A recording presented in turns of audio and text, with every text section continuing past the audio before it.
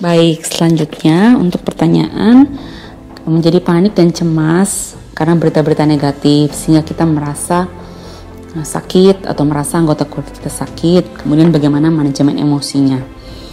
Nah, benar sekali ketika kita banyak sekali membaca berita, kita ini sekarang kan dikerumuni berita-berita mengenai COVID-19. Belum selain berita, kita juga mendapat banyak informasi dari media sosial. Media sosial ini kadang-kadang menginformasikan hal-hal yang terjadi di sekitar neighborhood, di sekitar lingkungan kita, misalnya memang grup WA kompleks gitu ya, atau grup WA teman-teman, itu biasanya kan muncul juga berbagai macam informasi.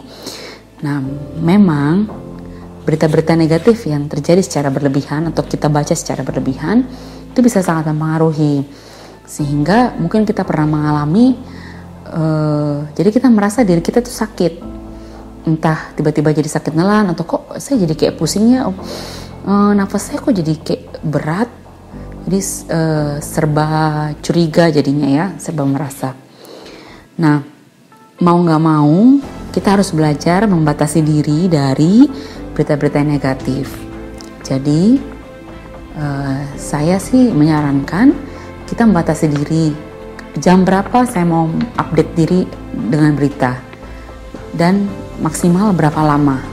Misalnya saya akan nonton berita jam 7 malam sampai jam 8 malam, atau saya akan mengecek media sosial saya jam 7 sampai jam 8 malam. Atau saya membatasi hanya membaca berita dari website tertentu yang sudah terfilter. Itu lebih baik. Nah, jadi sepanjang hari itu kita tidak dibombardir dengan berita buruk terus-menerus. Kita membatasi diri kita. Nah, untuk mengimbangi, kita juga cari berita-berita baik. Kita cari dalam suatu bencana, ya seperti ini bisa dikatakan bencana, itu biasanya muncullah orang-orang yang maju sebagai pahlawan ya, yang berbuat kebaikan. Nah, kita cari berita-berita seperti itu yang menyeimbangkan. Kita juga cari berita-berita lain yang membahas bagaimana dunia ini tetap berputar. Jadi misalnya kita kuliah jurusan tertentu, ya tetaplah membaca jurnal atau materi dari jurusanmu. Tetap membaca bacaan-bacaan yang santai. Ambil waktu untuk mempelajari hal lain yang bukan berkaitan sama virus.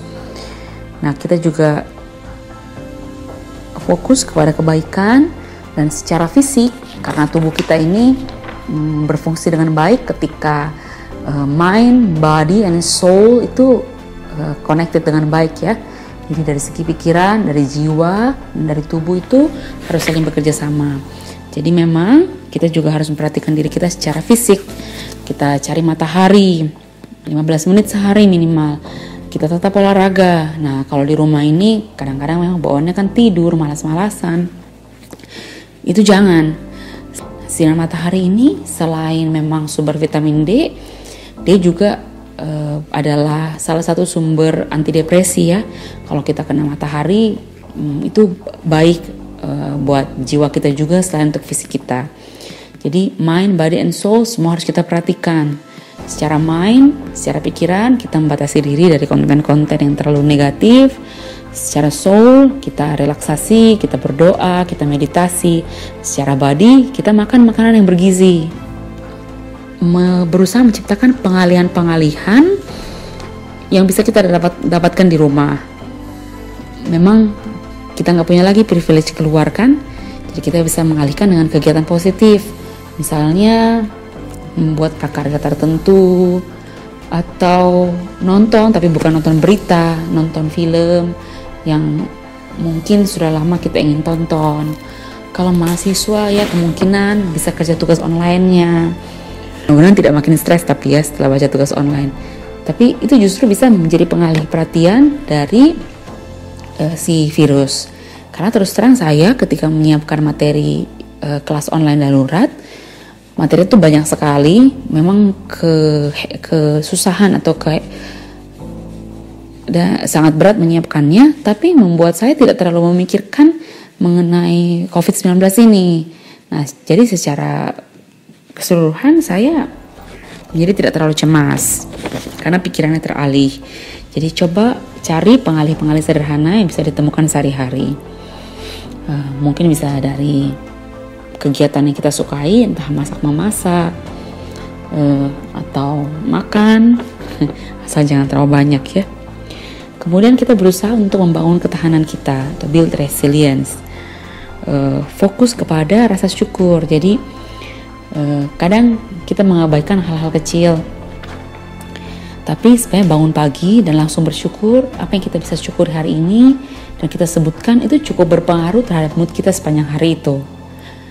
Karena nanti siang atau sore ketika kita bertemu hal-hal yang menakutkan, kita bisa ingat, oh saya bersyukur saya masih hidup, oh saya bersyukur hari ini cuacanya baik misalnya ya. Saya perhatikan ketika kita sekarang ini di rumah, kita lebih lambat dan slowing down. Kita bisa melihat beberapa hal di sekitar kita, misalnya, oh kok banyak kupu-kupu ya, oh burung mulai bersuara lagi.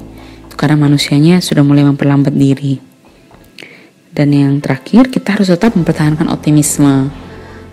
Selalu ada perbaikan dalam kesehatan, selalu ada pembaruan, sehingga kita tetap optimis bahwa badai seperti apapun pasti akan berlalu. Nah, mempertahankan optimisme ini salah satu hal yang sangat penting juga.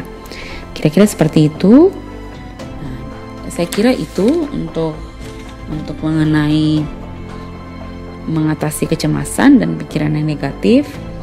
Secara mind, body, and soul harus bekerja sama supaya betul-betul kita sehat seutuhnya.